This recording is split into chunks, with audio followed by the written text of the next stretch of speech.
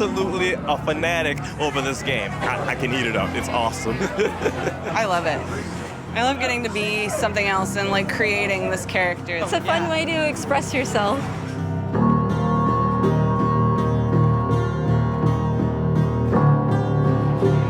I've been talking pretty much nonstop for the past 96 hours. This is as important as music and movies. There's another way to talk and communicate. It's a wonderful way of connecting with a lot of different people. It really changes a lot for you. It puts you into a different world, and it's just, wow, this is lovely.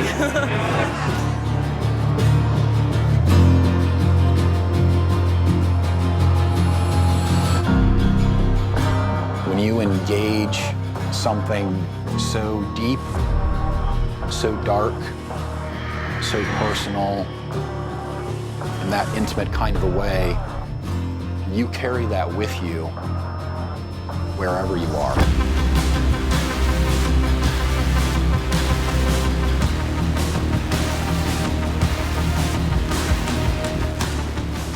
Here you are, an outsider, getting to play the ultimate outsider.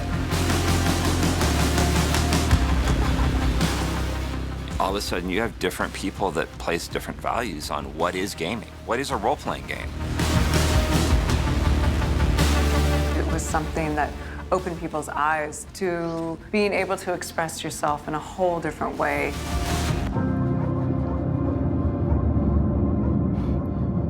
This is one of the great secrets of pop culture of the 21st century.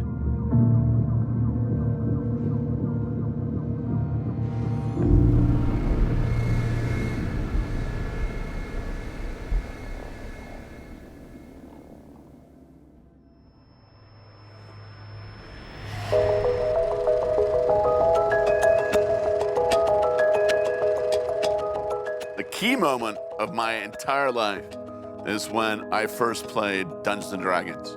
Your dungeon master has placed you in a dreadfully precarious position. You're playing the most phenomenal game ever created. Your choices are limited. Stand and fight, or run. Use your lightning bolt. I was just instantly addicted. Throughout the 70s and 80s, the most commercially successful role-playing games were all fantasy games. They were all, sort of variations on Lord of the Rings for the most part. You go on an adventure, you kill a dragon, you get some gold, and then you hit repeat. Dungeons & Dragons popularizing it. Dungeons & Dragons has grown from an obscure hobby for an obsessed elite into a craze shared by an obsessed million or more. Role-playing all through the 80s was something that was really big in contemporary culture. Literally millions of people were playing all the time. It allowed something quite new, which was a game that had a very strong narrative. And people would be getting into this so much. It's surprising how much of your aggressions you can take out just by rolling dice trying to kill some monster. Role-playing games are an opportunity to live the story, be an actor, tell a story, create drama. Yeah. I think the role-playing we call it an art form, role-playing, and it's just unique. It's a unique experience. I found Dungeons & Dragons at a very early age as a teenager, and we had a group that played, and it wasn't something we talked about. To admit to being a Dungeons & Dragons player or a role player, you risked social ridicule.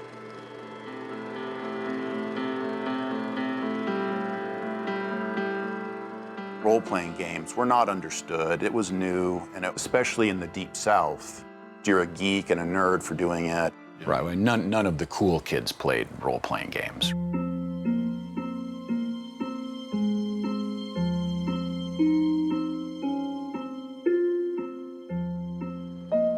I think that is where I found more of a comfort level interacting with people.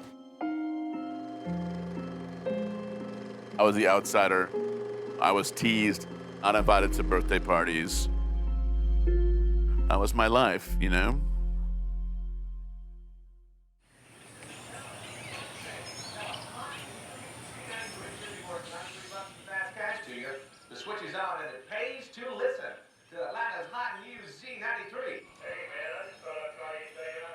Part of the role-playing game hobby, and prior to everybody sitting down to play, somebody's got to have come up with a general storyline of what you're going to play through.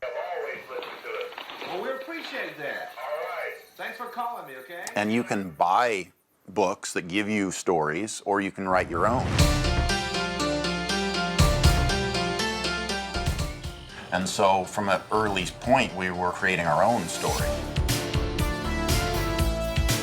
Stuart Wick, White Wolf's founder, he and his brother started a magazine. It was called White Wolf Magazine. The first couple issues look like they're stapled together, black and white paper, white line art. You look like something you'd see a high school freshman make out of his garage, because that's kind of not too far from the truth. We pooled money ourselves, and we bought a box of photocopy paper, and I took that to the high school one day and asked for permission to use the photocopier in the front office, and they said, "Sure, Stuart." And so I printed my, demonic role-playing game magazine on the rural Georgia high school photocopier. Yeah.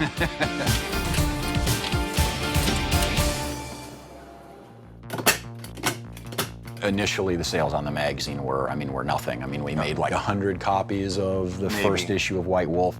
We're not succeeding because this looks like a piece of garbage.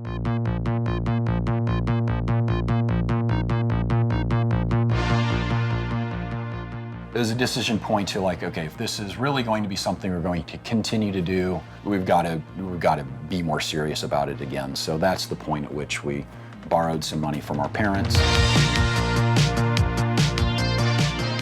And that allowed us to do full color cover and all this content.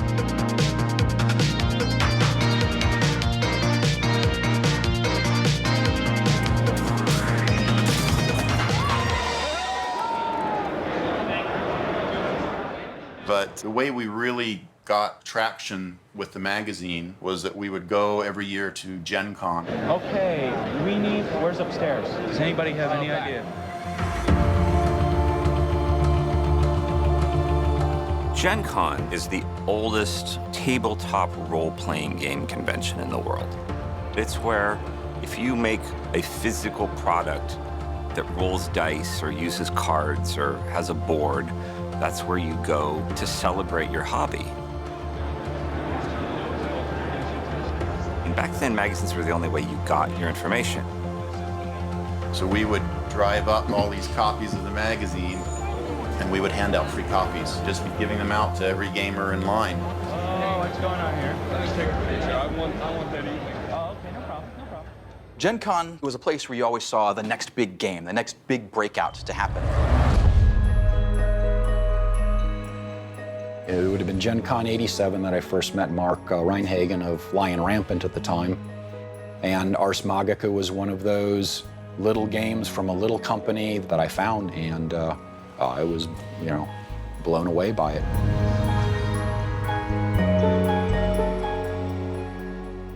It was very artful. The contents were spectacular.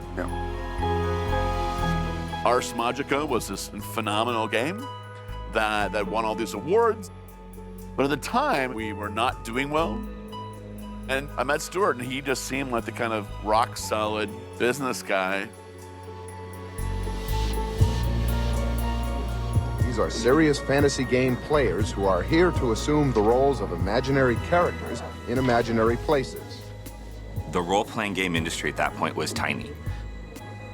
So for financial reasons, Lion Rampant and White Wolf Magazine decided to merge. Mark at that point decided to move down to Atlanta, where the Wick brothers were.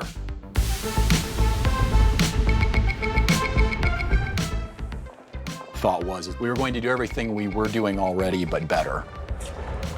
White Wolf moves in the environs of Little 5 Points, which is this very bohemian, artist-friendly, countercultural cluster of the weird and alternative and misunderstood that lives in the middle of Atlanta. And so it's a perfect fit. Everyone worked together and they lived together. Your bedroom was your office? Mark's bedroom was his office. So the house was always a weird kind of eclectic mess of creative papers everywhere. We're all stuck in this house together, and it was nuts.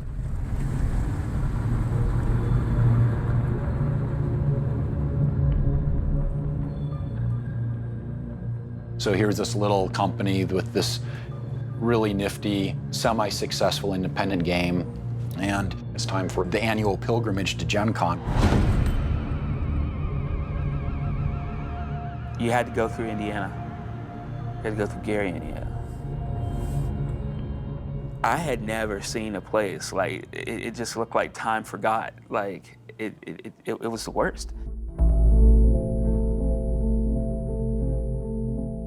The wholesale urban decay brought about by the economic disaster that was the 70s and the 80s ruined a lot of people's lives. And that's what Mark saw in Gary. He saw the complete and utter disdain for humanity. We did that. You know, it wasn't the automotive companies that destroyed Rust Belt America. It was us. People. We let it happen.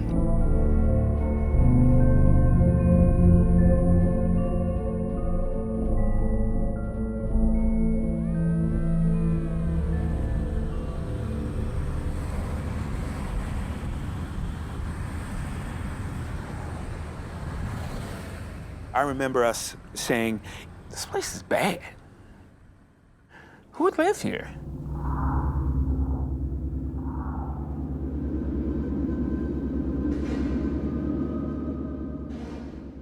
Mark was like, probably vampires.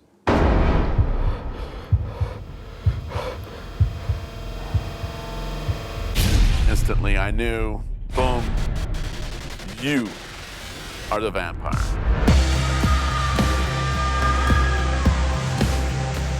You were human. You've been fucked. Your life is over. It's this nightmare world. What are you gonna do now? How are you gonna survive?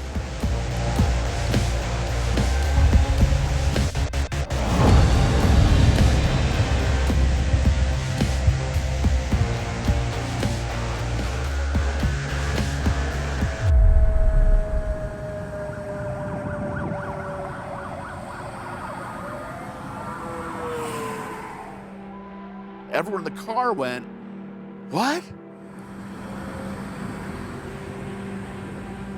Like back then, the idea of being a vampire was just impossible to imagine.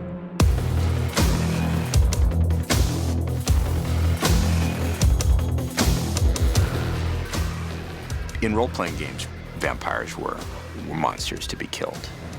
Their lairs looted for treasure. Vampires were always something in Dungeons and Dragons that you Right. fought. You know, and now it seems so normal and ordinary and such a plausible idea. But at the time, it was a definite glitch. Glitch.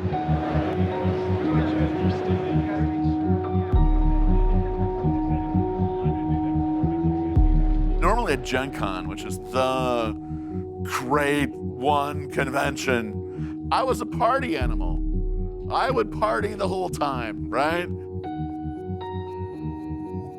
This convention, I didn't party at all. I just sat and wrote and wrote and wrote. And it just all flowed out.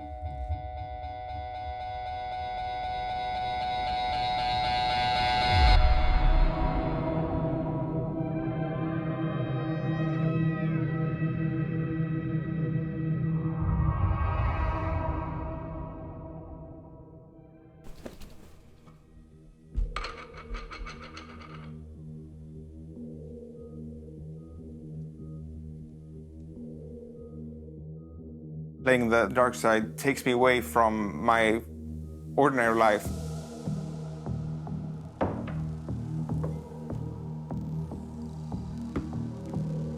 You gotta explore the deprivation and violence that you don't do in your regular life.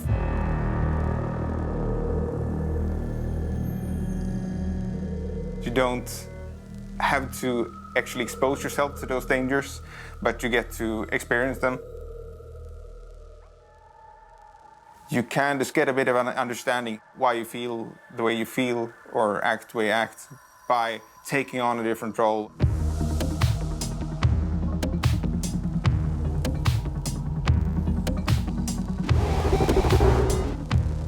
I met a lot of people I've been friends with for years through LARPing. You get a thing that binds you together, this experience.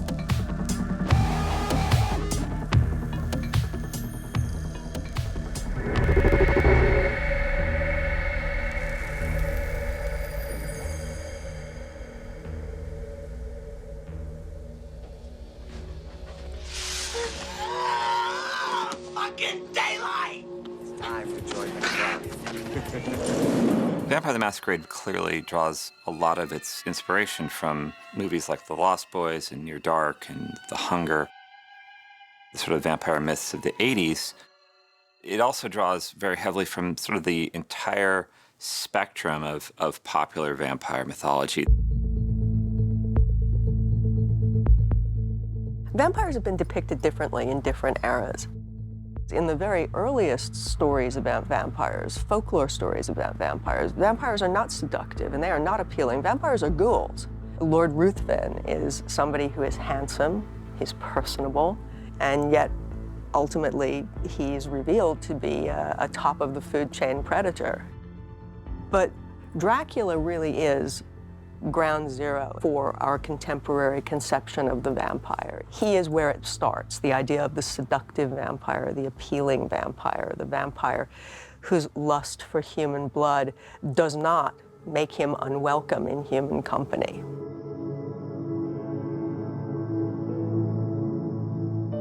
Anne Rice's interview with the vampire was a real turning point for a number of reasons, but the single biggest one, I think, was that it pushed the sexuality of vampire stories even farther forward.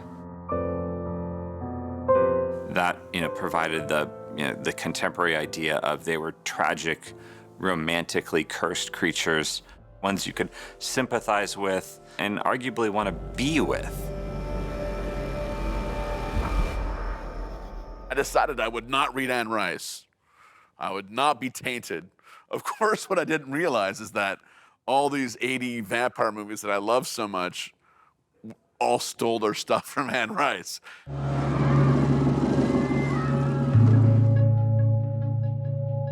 Sleep all day, party all night, it's fun to be a vampire.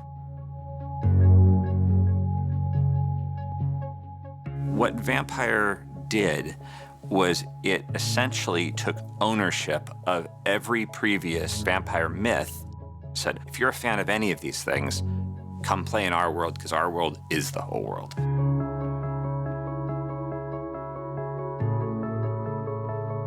After we got back from that Gen Con, Mark really started working on Vampire. Stuart was very much the sounding board for me. His office was across, the hallway from me, so I constantly burst in and go, what do you think of this idea? Okay, we're gonna have clans. And these clans will be they'll be like character classes, but we're not gonna do character classes. But they'll be like social groups, but they won't give you anything extra. But they will, but they won't. And, and he would go, that sounds good, Mark.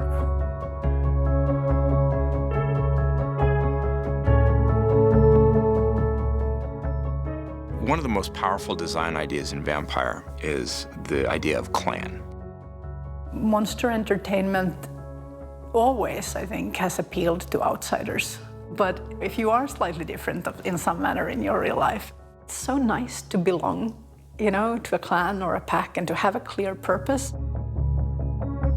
That idea that you would inherit a worldview and a political position and a history with your choice of character had never been expressed so fully and completely before.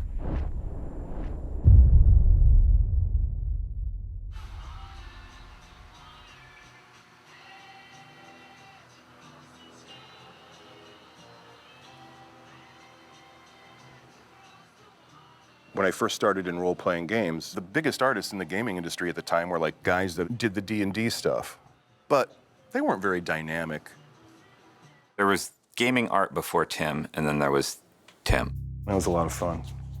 So many things before that were very high fantasy art to varying degrees of quality. You know, classic sword and sorcery, big guys in armor and dragons and women in chainmail bikinis.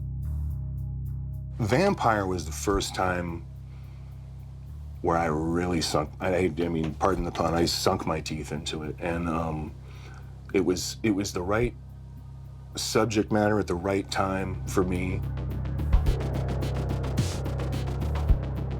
I immediately knew what I wanted to do. Instead of having this character on this page that feels like a comic book, what if I want to make them real? I want to make them possible. He basically brought this real world grittiness that you could really believe, because they were real people. I would just get friends over. I would say, okay, who's going to be right for this character? And my friends were in these bands. It's my pal Sherry Wall. She's one of my favorite people on the planet. And yeah, there's a classic right there. That's Tim Schinkel. My best friend Joel, who modeled for everything for me for a long time. My pal Scotty Wilson. The absolute quintessential gypsy white trash vampire, Scott Wilson.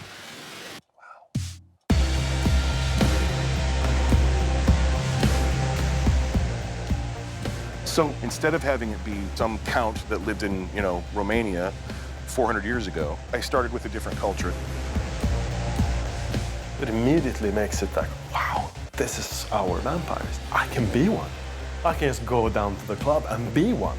I don't know whether or not I realized how big Vampire was going to be until these visuals came in, where I was like, this is cool on another level.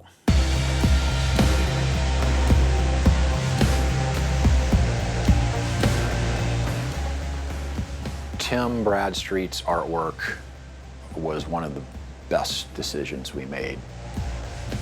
The full pages were it. They were gothic punk.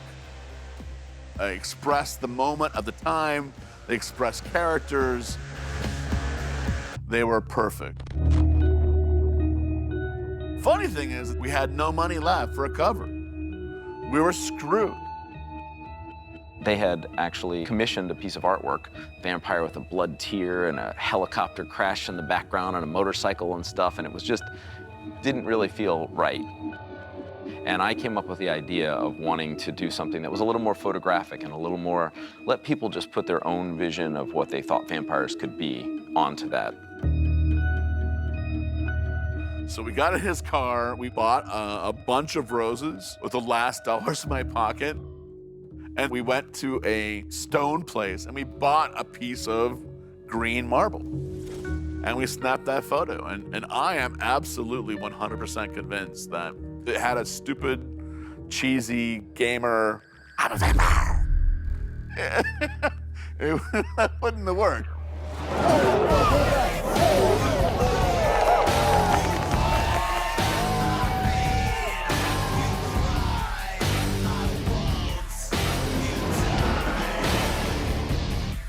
At that time, the world was changing a lot. You know, the sort of old guard Republicans in America were coming out of power. The Berlin Wall had just come down. You know, music was making this revolution. The sort of hair metal, poppy sheen of the 80s was fading away to the Seattle punk scene. In the early 90s, there was an undercurrent of a need for change. There was a need for a dark voice, and those people with dark voices emerged.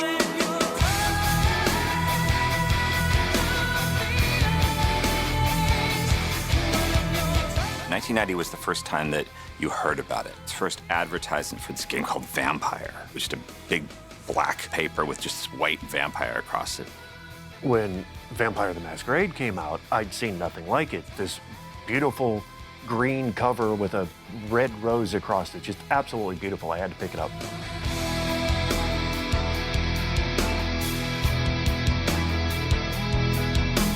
This is vampires and goth and punk. And that, of course, makes it vastly different from any role-playing game that has ever come before. Here you are, an outsider, getting to play the ultimate outsider. That was that was catalytic for us.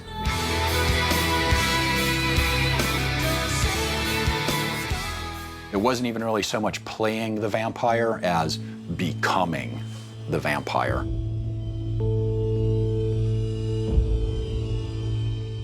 It's not just reading a novel about an anti-hero. Those moral ambiguities and moral challenges are yours now.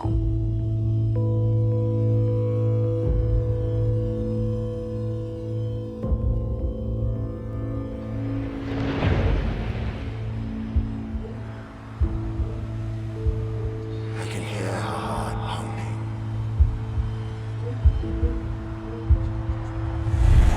My mind screams with lust.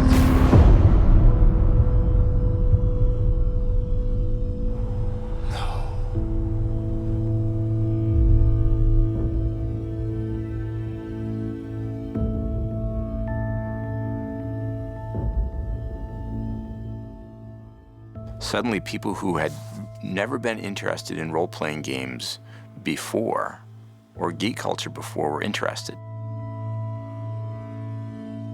I remember working in the store after Vampire First Edition had come out. There was sort of a steady stream of, you know, these sort of goth kids that were coming into the game store, which was weird, because they didn't buy anything else. They didn't socialize with anyone. They came in, they bought their White Wolf products, and they left.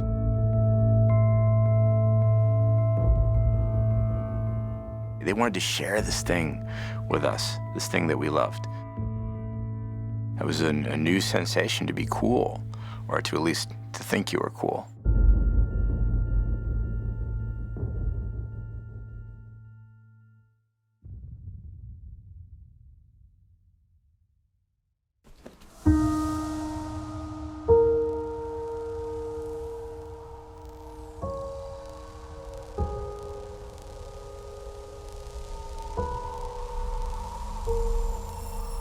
I grew up in a very not progressive part of the United States and didn't really have a lot of friends, so all of my spare time was spent reading books or drawing or doing all of these things that were kind of by myself and in my own head.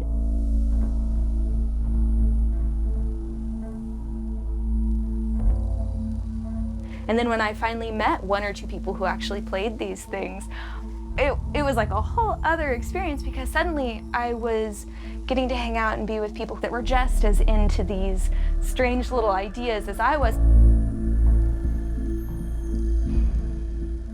Looking at those books, like looking at every single little bit of that stark black and white, beautiful art with all the detail, like all that ink work, I was enthralled.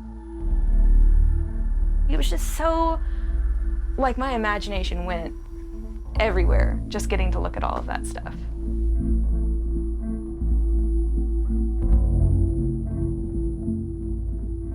It's not just, here is a mechanical system of numbers, but rather it's like, here's a way you can really collaboratively create some universe with each other.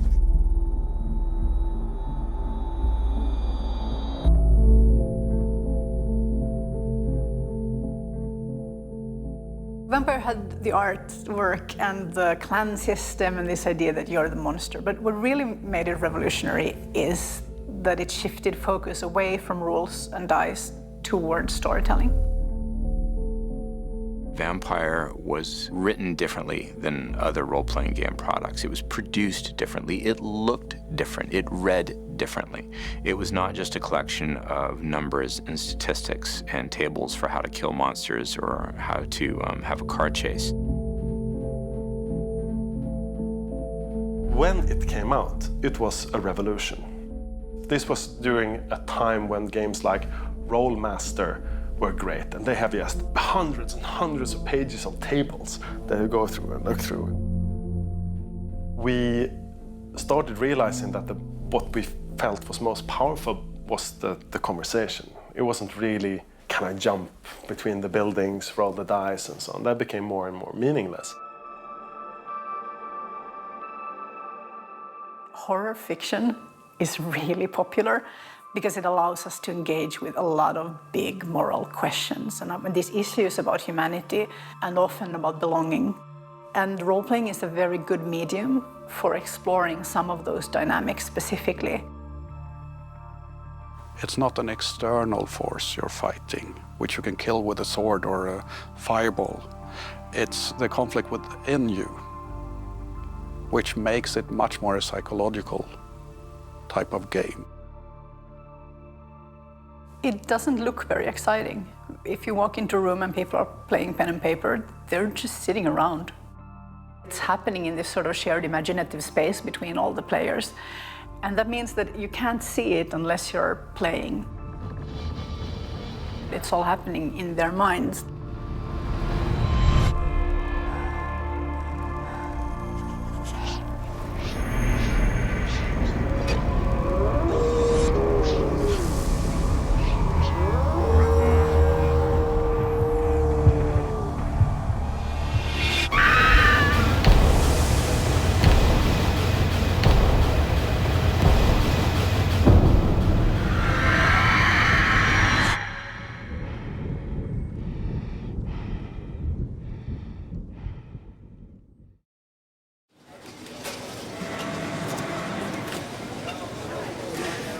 And there's Mark Reinhagen's head. Come show me.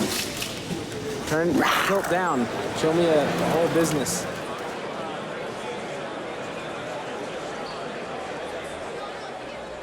At Gen Con, game just explodes. Day one of chaos. I went over to the White Wolf booth and I was like, dude, how's it going for you guys? And they were like, it's nuts. It was crazy. White Wolf grew so fast. I mean, they literally went from being a garage company to $1 million company overnight. People's appetite for the game was just voracious. Growing from, living in a house together with our warehouse in the yard to, renting a warehouse building. Vampire was taking the industry by storm, and we became known as the company that would throw the crazy parties.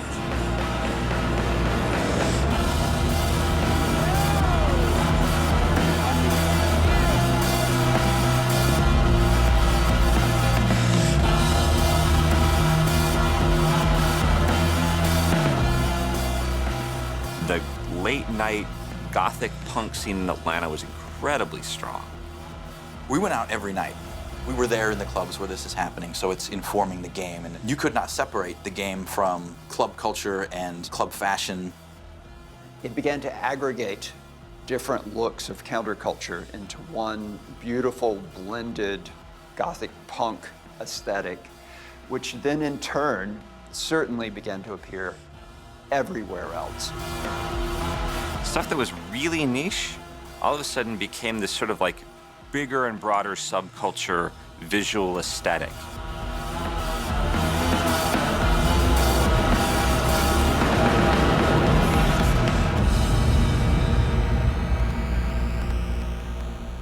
Thousands of people, inarguably, were influenced by those classic vampire depictions of you can be this.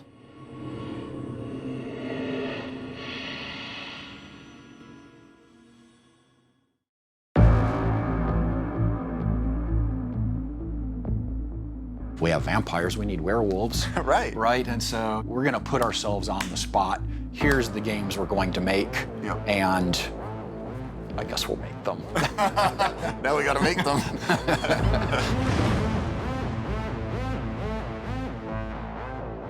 We were really creating a world of darkness, and the idea was that in the world of darkness, these vampires existed side by side with these werewolves and these mages and the lingering after effects of ghosts.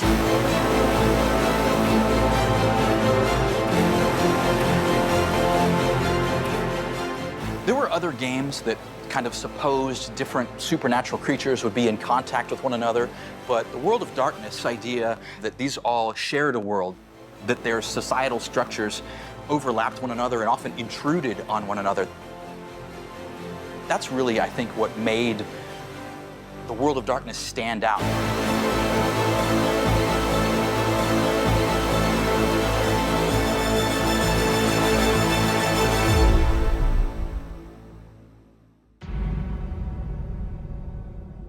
At the same time, these live-action rules for playing Vampire the Masquerade emerged. The first live-action role-playing game product was called the Masquerade. It was a big box set. There'd never really been a LARP product before. Once you actually had something on the shelf for people to buy next to the tabletop game, then it exploded. Then it got big.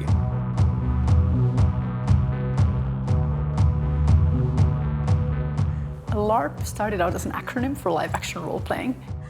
It's a form of role-playing where you embody the character, and very often you also dress up as your character and try to portray their actions as fully as possible. LARP existed before this, but this is what made it huge, in the same way that there was science fiction before Star Wars, and then there was Star Wars.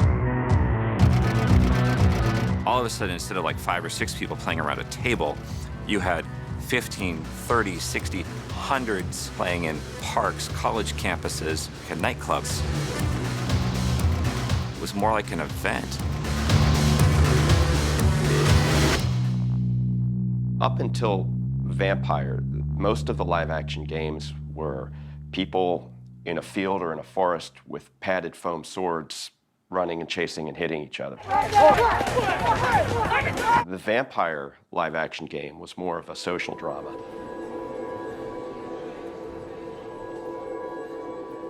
All of a sudden, you have different people that place different values on what is gaming. What is a role-playing game? We are all being hunted because we are one.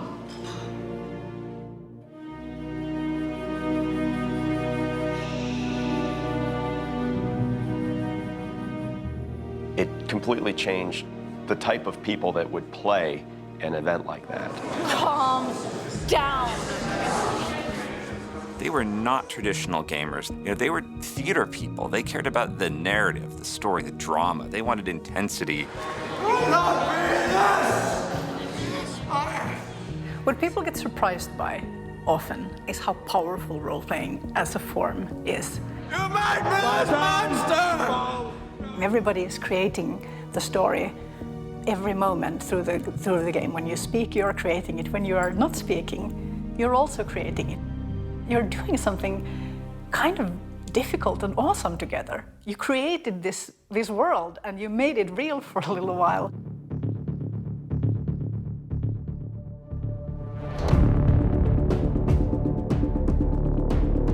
I thought the timing was perfect for this role-playing game. So I went to friends of mine and said, what do you guys think about transforming the world in Vampire into a living, breathing organization? Our interest was building a community. Camarilla Fan Club was extraordinarily important. White Wolf was one of the very first role-playing game companies to have a dedicated fan club that would go out into the world and show people how cool their stuff was. That was something that was really different with Vampire. We didn't build large communities around our D&D games, but when it became Vampire and then when it became live action, then all of a sudden we were bringing other people from other cities in. We built a really easy point of entry for someone to get involved in the world of darkness, where friends would say, hey, we're doing this gaming event. Come with us, take a look and see what you think. But it was people who were passionate about what they were doing, and so they continued to inspire other people to be passionate, and that was a big part of how the brand grew. It grew so fast, we simply could not keep up with it. It was impossible to keep up with how fast it was growing. It's not only across cities, but across continents. Camarilla Fan Club organized LARPs regularly. In Europe, it reached millions of people.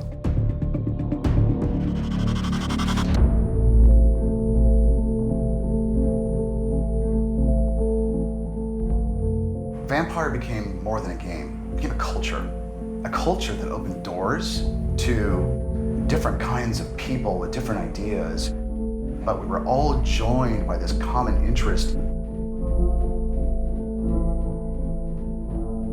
What I loved about the vampire culture was it didn't matter what gender you were, it didn't matter what color you were, it didn't matter what ethnic background or cultural background you came from, you were all a vampire. I remember reading many Dungeons and Dragons books and not seeing a black person. World of Darkness was different. What I find really cool about Vampire the Masquerade was that it created that foundation of equality. I had a community, finally, that accepted me for what I am and allowed me to be what I want to be.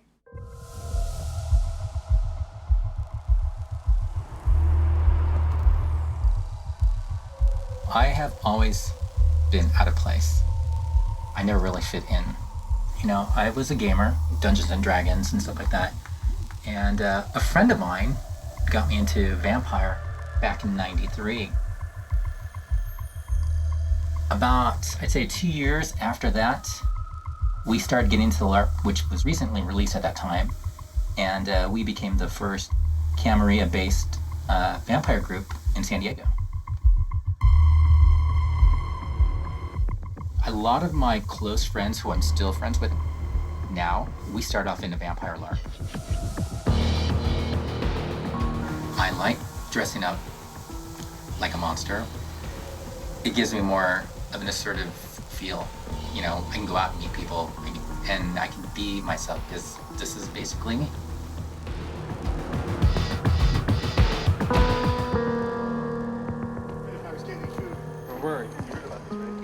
I realized that my friends were more family than anybody else. And I'm much happier that way.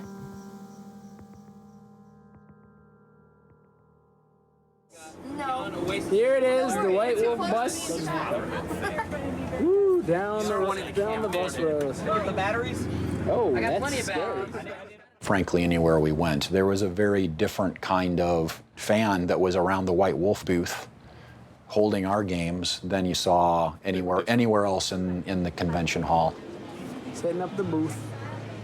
You know, when you're at an RPG convention, you're talking about magic and you're talking about, you know, knights hitting each other, and none of that is what, you know, the World of Darkness was about.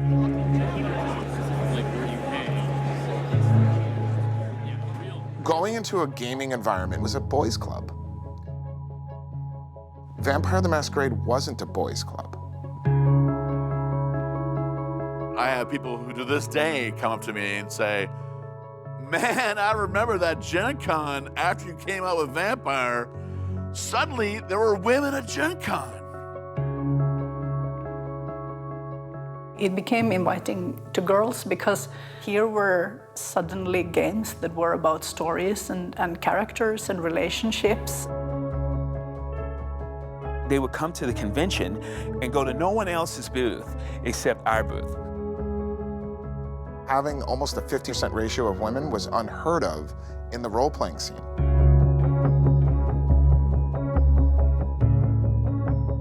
It was big business at this point. You know, it was a serious competitor to D&D. You know, they had a goofy cartoon in the 80s, and all of a sudden we've got like prime time, you know, Fox show coming out after the X-Files.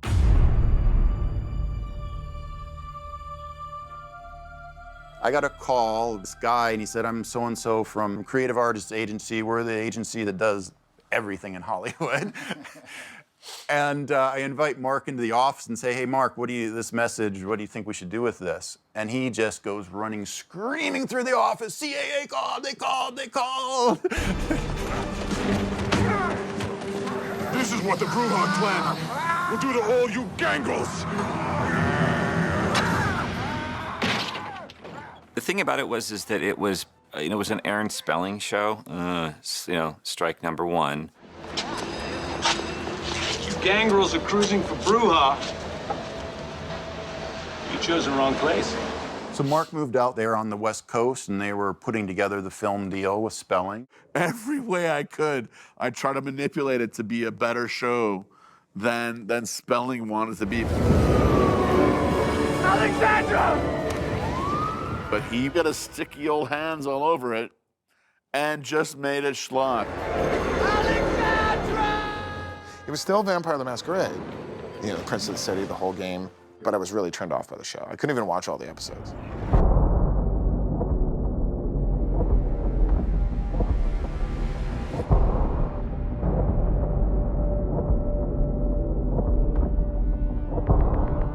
At that time, One of the big controversies that came up for White Wolf was a guy named Rob Farrell. You catch yourself, let them drink it. It runs through their veins for a few moments, and then your blood becomes tainted. He murdered people in a sort of cult-like fashion. Prosecutors plan to seek the death penalty against Rod Farrell. And we were all like, oh, we're fucked.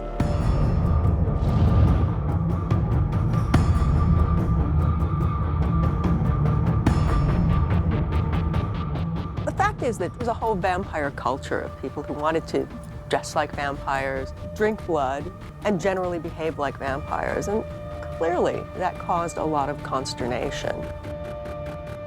We had church leaders speaking out against us, political figures speaking out against us. It was so absurd. The accusations from the media and from the state were so ridiculous.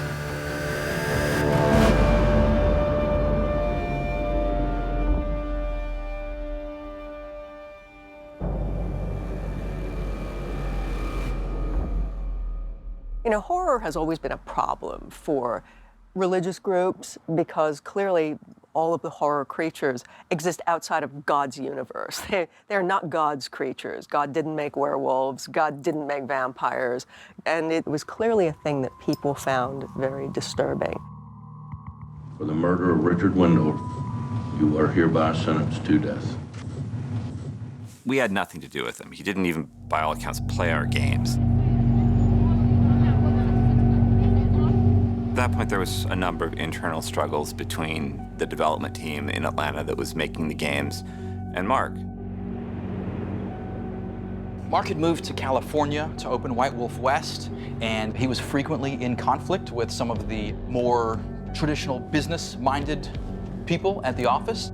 And there were also people who felt like that West Coast office was just bleeding money and they weren't generating anything. One memory I have is that I'd just gotten back from Germany and this amazing trip, and I just ran 3 LARPs, and I come back to White Wolf straight from the airport. No one has any idea how exhausted I am or how little I slept. And I come in the warehouse, and the entire company, they all give me this look like, you fucking asshole. The late 90s, and the entire tabletop industry was going through a fundamental shift. The entire publishing trade was being massively disrupted by digital entertainment. These same problems in the book industry led to our main competitor at TSR, who ran Dungeons & Dragons, going bankrupt, and it nearly bankrupted us. We had layoffs. It was a hard time. And so in the middle of this atmosphere of hardship for the company, the West Coast office became a more difficult thing to keep going. I just thought that you wouldn't want to get rid of the creator. But, you know, what I didn't realize, the entire company would want to get rid of the creator. Made me feel like shit. I mean, I hate that. I mean, as much as I'm always the outsider, as much as I'm always the guy who is not loved, you know, it destroyed me.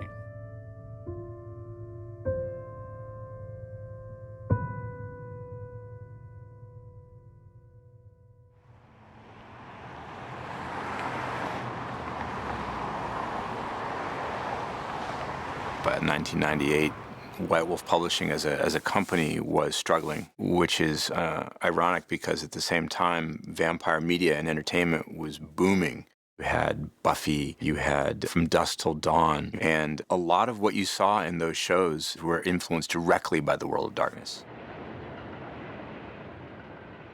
One of the great untold stories about early 21st century popular culture is really how much World of Darkness influenced the resurgence of vampire culture. You better wake up. The world you live in is just a sugar-coated topping. There is another world beneath it. Blade came out in 1998, and that was basically based on vampire. Blade definitely was Vampire the Masquerade on steroids. Blade. I thought the trailers looked so fucking awesome, you know? I was excited to see the movie. That's him! Get him! Fuck him up! It didn't occur to me till I was watching the movie, and I'm like, oh, wow. That looks like a thing that I did, you know? And it was just where he stops at the end of that scene where he, and then, you know, there's Blade. And it was almost the exact same pose. A couple years later, I talked to the writer of the first movie. He's sitting next to me and he says, you know, on Blade 1, dude, we totally had your art books. I'm like, you're kidding, really? He goes, yeah, we had your portfolio, your vampire portfolio, we had your art book, and I was like, so you just borrowed my stuff and then you didn't hire me for that? And he's like, oh. I mean, Blade was a character before vampire, of course, but when did Blade start to look really badass and take the safari jacket off, you know, and the green goggles? I rest my case. A little while later, I get a phone call from Guillermo del Toro. You know, I was like, you're Guillermo, aren't you? And he's like, yeah. He goes, listen, we're gonna work together right now. I was like, right now? What do you mean? He goes, I've got a film, it's Blade 2. And I was like, oh, really? And he goes, and I'm gonna make sure you get paid this time.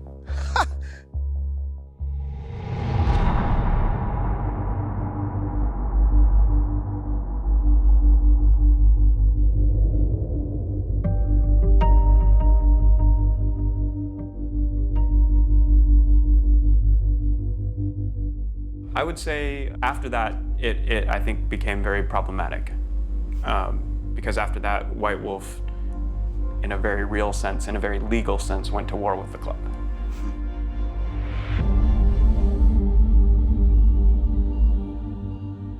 White Wolf, the sort of rock and roll cultural mavens of the last decade, now became the guys that had lawyers and suits in a lawsuit with their fans. When the lawsuit happened, the community was shattered. Even though that White Wolf won that lawsuit, it really lost the court of public opinion. That was the end of the Camarilla as we knew it. Some people were very hurt by it.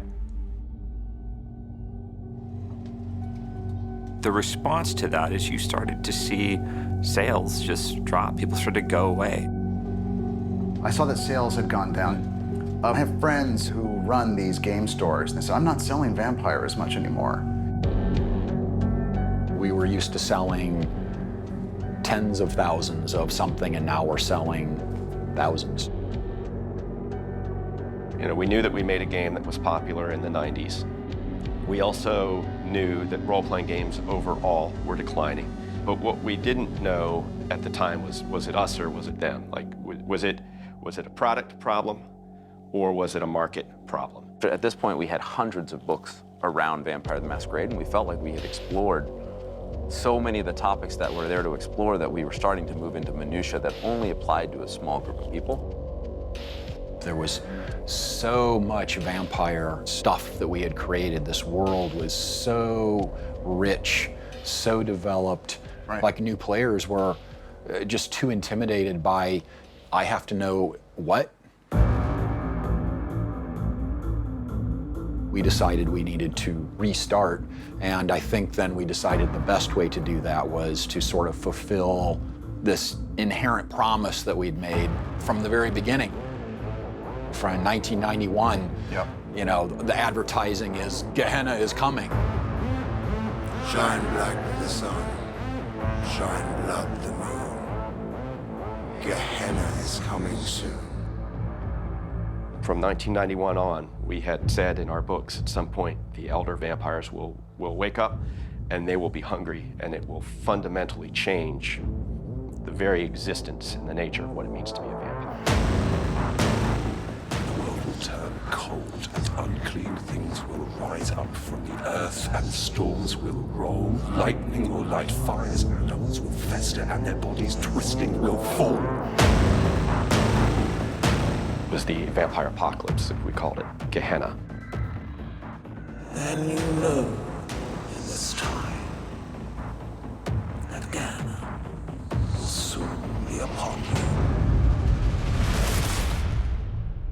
people in the industry were like, whoa, you guys, like, that's radical. Insane. You're insane. You're taking, you know, one of the most popular products in the marketplace and you're just gonna stop doing it.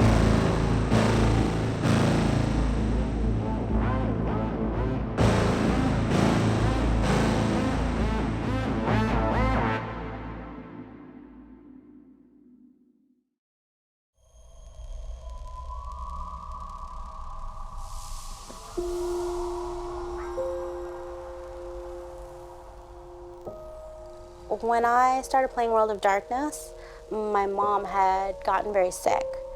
And I, you know, had a lot of feelings about that I didn't really talk to people about. And so getting to play a character that maybe acted out or do stuff was a really great way of taking all of that emotional stuff and putting it into something.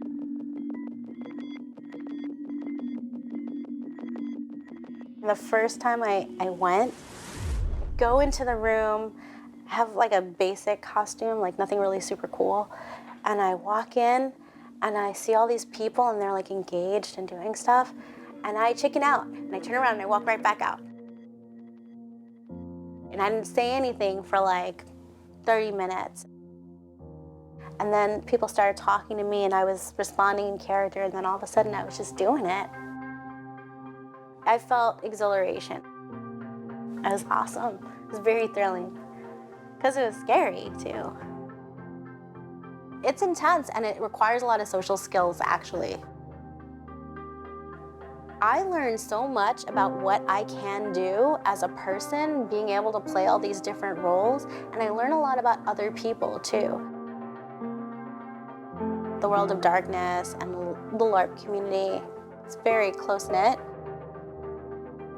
And for me, what is cool is involving people, telling really great stories, and making it fun.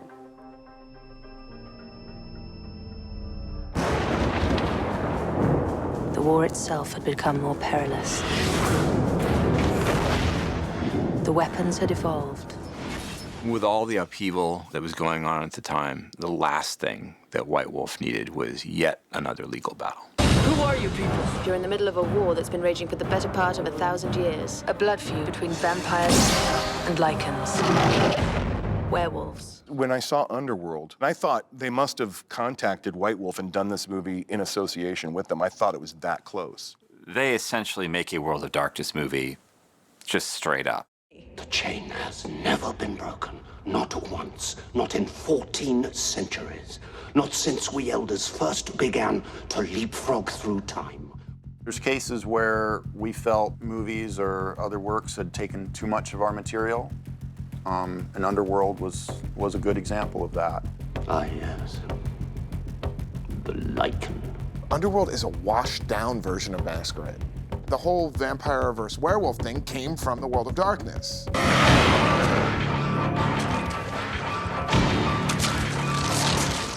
We had a protracted legal fight, but we reached a satisfactory settlement on it, and the settlement allowed them to continue making the movies. That was the only time that we were acknowledged. The rest of the time, we were just copied. 2006 to 2008, you saw the Twilight novels, the Sookie Stackhouse, Charlene Harris books. Those were very clearly influenced by World of Darkness. When you came in, the air went out. I think the greatest copy of Vampire the Masquerade was True Blood. Anybody that saw True Blood first season thought that same thing, that knew about Vampire. They went, is this a new Vampire show? Is this a new White Wolf show? The first vampire was Cain. Being a vampire is the mark of Cain. It's God's punishment for bringing the first evil. In the True Blood TV series, they actually talk about Cain, the first vampire. I mean, that was sort of a defining point of our myth. Your Majesty, you've had me abducted by werewolves? They had kings of different cities. We had princes. They had sheriffs. We had sheriffs. Bill was in fact kidnapped by human or vampire. I am duty-bound as sheriff of the area in which he resides to find him. It had gotten to a point where they weren't even really pretending not to copy our stuff anymore.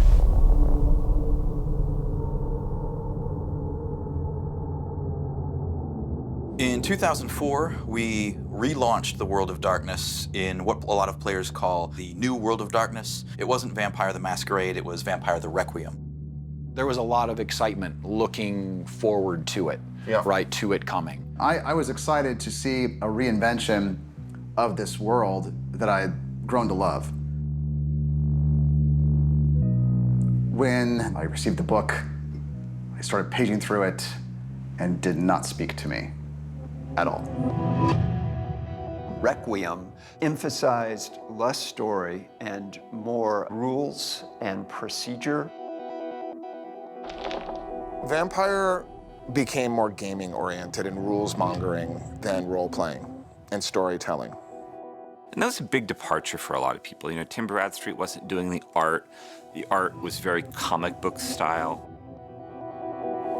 If you look at Requiem more closely, if you look at the nuts and bolts of it, there is this huge change. Can be played to win. When Vampire Requiem had come out, all of the people that I was playing the LARP with were like, what? To me, Requiem was another role-playing game.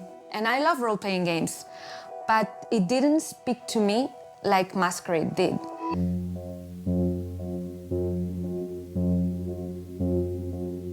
We sold more books with that launch than we had ever sold before on any other launch. 100,000 units, which for 2004 in the role-playing game industry, you might as well have parted the Red Sea. I mean, it was an incredible launch. While they sold a lot of the core book, what was very telling is they didn't sell much of its companion books. White Wolf with a new game. Who was not going to buy that book? Everyone was going to buy that book. But after that first book, I saw people were not as interested, and I thought, oh my goodness, maybe White Wolf just committed suicide. What do you do in a situation like this? You know, you have fans who love the traditional World of Darkness, but they're not buying the game anymore. You attempt to launch a brand new version of it, no one's buying.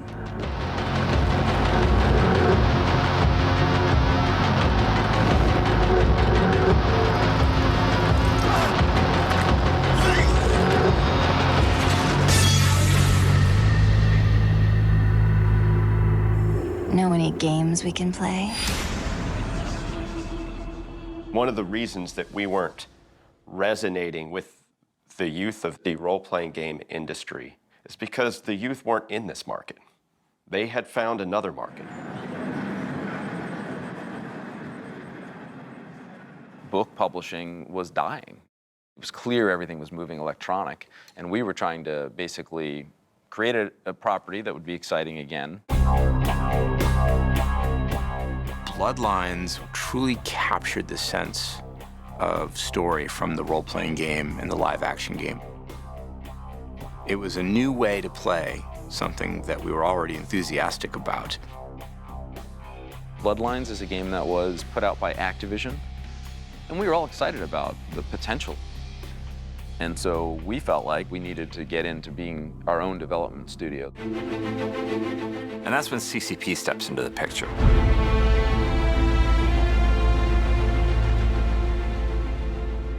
The idea of Eve was that we would create a world with rules, and the players inside that world would then create the game.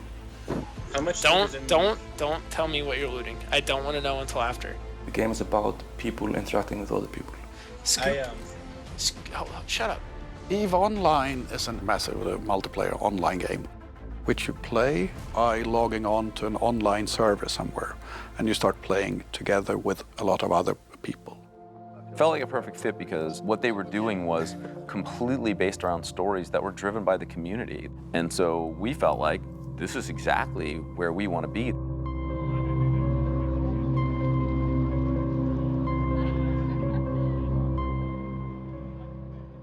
I met Hilmer for the first time at E3 in 2006.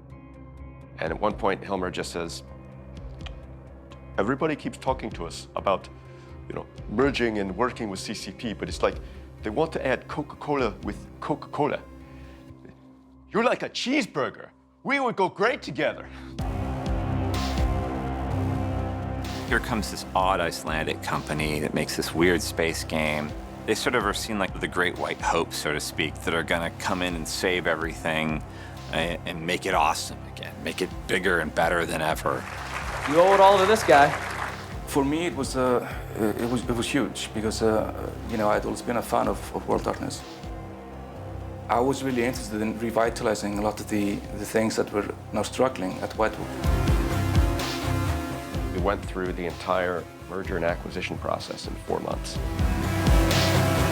It was like drinking from a fire hose that was full of Icelandic vodka.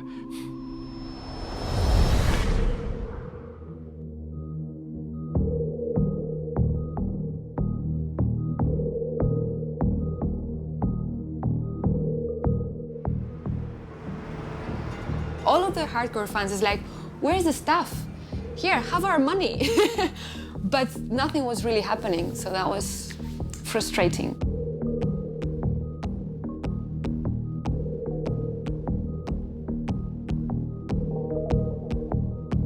At this point, White Wolf's community was a mess. You had a lot of resentment, and there was these broken promises. So the idea was sort of get them all together, 1,300, 1,400 fans of different fan clubs, all in the same room.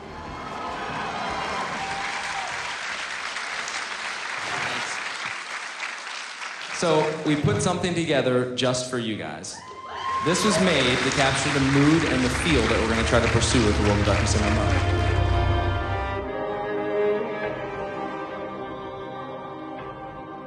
You won't believe me. In fact, I shouldn't tell you. Some secrets are best taken to the grave. They're all around us. They control everything. They have always been here, waging their secret wars. The big question up to that point was, you know, which version of the World of Darkness are they going to make? So behind the scenes, we've been working on it for 3 years, and we still have a very long way to go. So that brings me to the announcement that I know a lot of you guys have been speculating about for a long time, which is what version of what White Wolf product is this game going to be based on? And the answer is...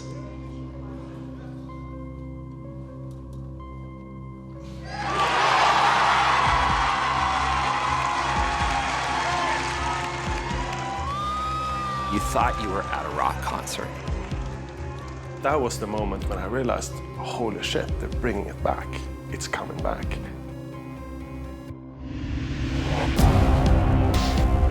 When they said that, I felt role-playing games matter again to me. This was the ultimate validating, holy shit moment. We're going back to what's awesome. And we're gonna spend millions of dollars on the franchise you grew up with, you loved. It was terrifying and exciting and cathartic. We are going to be able to walk into a living, breathing digital world, and it was going to be glorious. And it was huge. The level of excitement, all the old grievances sort of swept away. We announced we were going to do this 20th anniversary printed book. Tim Bradstreet was going to come back and do the art. Doing V20, for me, it was revisiting, you know, an ex-lover in a way. Here we are, we're going to go down this road again. And it had been a while, felt great. People had gotten a book back in their hands the way they did originally. They got to share stories and reconnect with old friends. Even though traditional role-playing games were far less popular than they had been in the 90s, people who were fans were still playing these games. And LARPing was super popular all around the world during that whole period. There was a community aspect to playing this game that really transcended just fun and escapism. What's special about role-playing is that you have a very clear purpose, typically, and you very often have a strong sense of belonging. The characters are very rarely isolated, and that can be quite liberating, I think. Storytelling is the currency of human contact, and that is exactly the very heart of what role-playing is. Even if you don't necessarily even know your co-players, you do belong to this collective, and it has this sort of transformational potential for everybody. So you get so caught up in the moment that you forget that you don't think you have leadership skills, and you stand up and lead. And then after the event, you're like, wait, what? Like, I was a leader? And that's still something that you did. Nobody can take that away from you.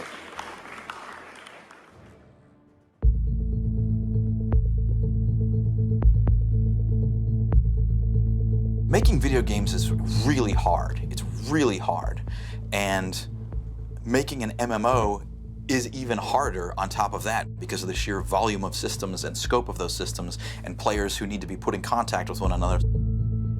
We knew this, but it was also kind of a mantra within CCP. We know this is going to be incredibly hard, but impossible is nothing, you know. We eat the impossible for breakfast, you know. We did Eve, and we're gonna do this.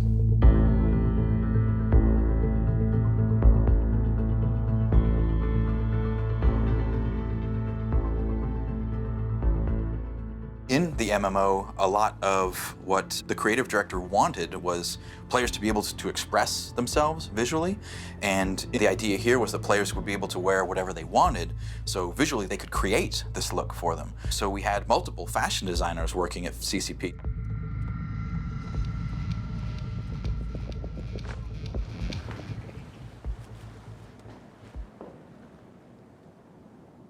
CCP approached me to bring me on as a designer because they wanted to honor the tradition of World of Darkness and its aesthetic, but at the same time, push it forward. My aesthetic is very tribal. It has goth elements to it. I gravitate towards the darkness.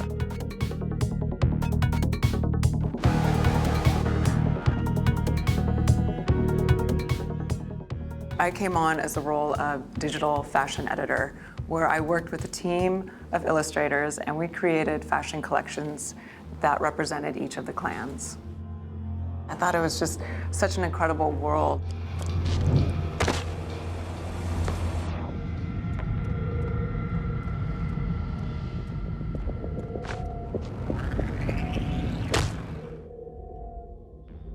This is the first jacket that has ever been created digitally from an actual fashion piece. We took this jacket and we put it into the World of Darkness environment where the characters were able to wear the jacket within the gaming setting. We were able to digitally make everyone's fantasy and something that you would dream of wearing in real life.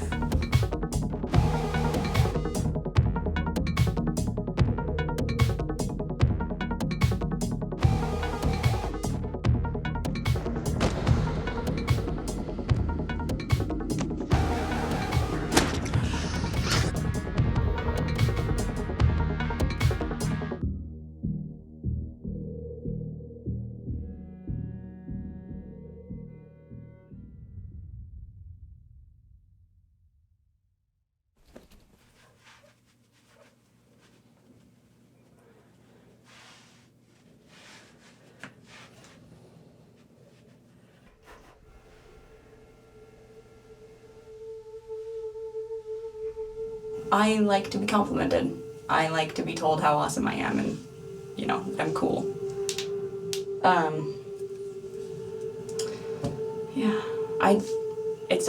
It's ever since I was a really little kid, it's always been about putting on the costume.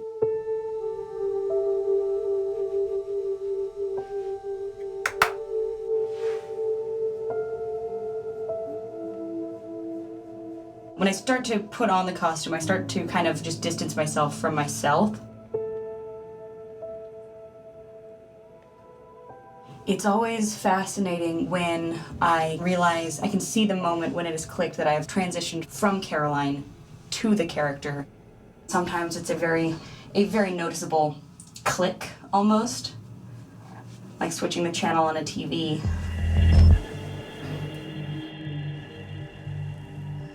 With Requiem, I like to play the more apologetic monster. I don't necessarily enjoy what I do, but a girl's gotta eat.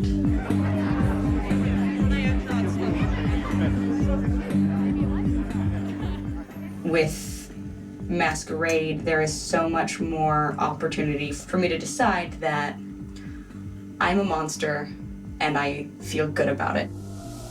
And some days I want to explore a part of me that I might shy away from or that I don't quite understand why I'm like that. And LARP gives me a cheaper alternative to therapy to explore myself.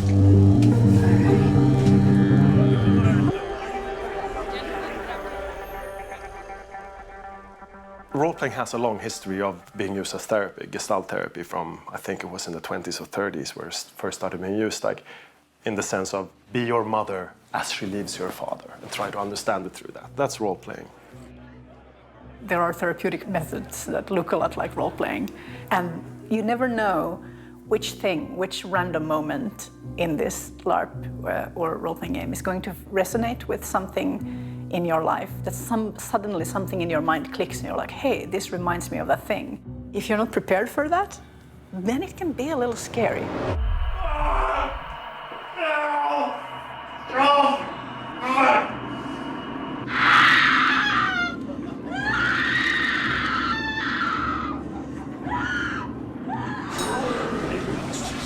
You agree, I know.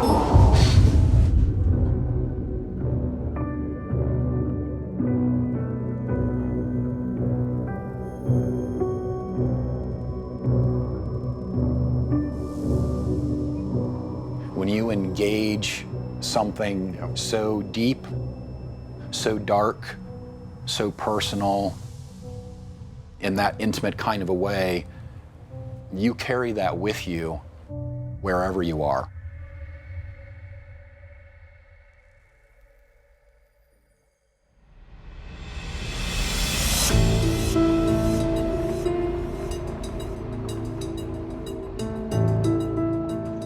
Eve was the economic engine that drove the company. CCP had raised capital to develop 2 new projects, Dust 514 in its Shanghai office and World of Darkness in its Atlanta office. The problem starts when Eve starts to lose subscribers. Now we're seeing a trajectory where it's not really going up and it's just going down. So we're like, whoa, so we need to do something about this. So basically, all teams in all continents go to work on Eve. CCP was a good company to work for. But once you sell something to someone else, it's theirs. White Wolf was now a part of that company. And White Wolf's needs were subservient to CCP's at that point. All of the resources we needed to make the World of Darkness MMO were actually being taken away from us, and our project was suffering for it. The following news that we got was that workers at White Wolf is fired. So we were like, okay, this is bad, probably.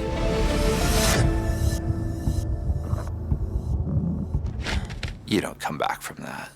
You know, yes, it took a few more years for the project to get shut down completely, but that's the point where the company, basically, the fans, I think, just didn't believe it. The decision, comes to shut it down. I'm part of that decision. I was on the executive board, who made that decision.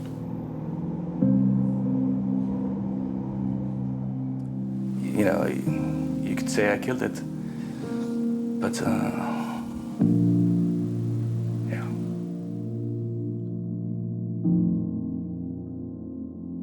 I felt a huge amount of responsibility towards the fans, and I still do.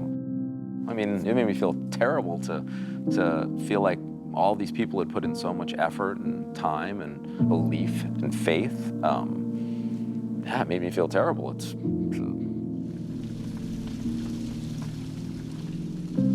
The day they canceled the MMO, it felt like, okay, this is the end.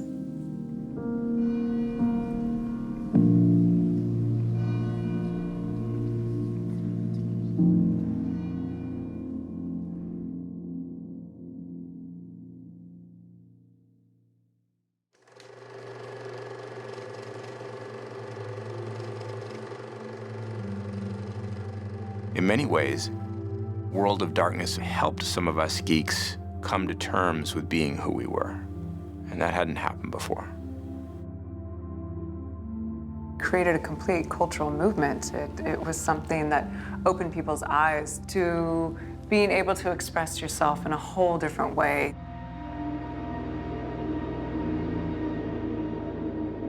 You know that feeling you've had when you've walked out of certain movies and you just feel different? As an entity, it exists in that way. And it's pretty special. It's a very special thing. When you have somebody come up to you and say, I read your book, it changed my life. You're just humbled by that. Like, it's just like writing the books changed our lives too.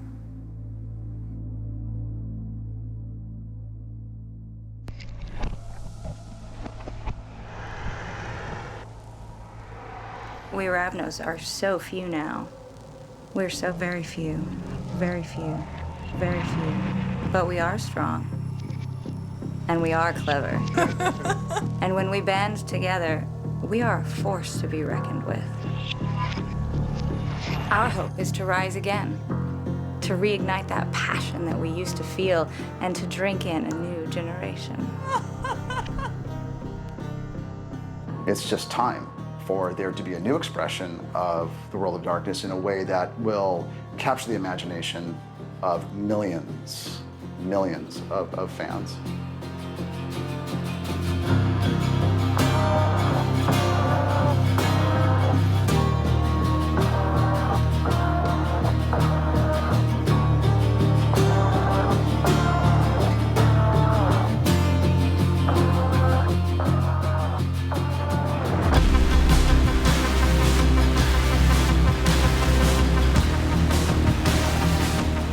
There's a lot of different groups of people that you'd never get to meet if you didn't play the game. So it's a beautiful thing. As soon as you join in, the community is lovely. You find this really broadening network that you can connect with. Role-playing has changed my life in so many ways. It brings a sense of understanding between people. You know, that's why we're here, right? We just have it in us, this quest and this thirst for darkness. And I think World of Darkness really brings out other parts of who we are and who our souls are.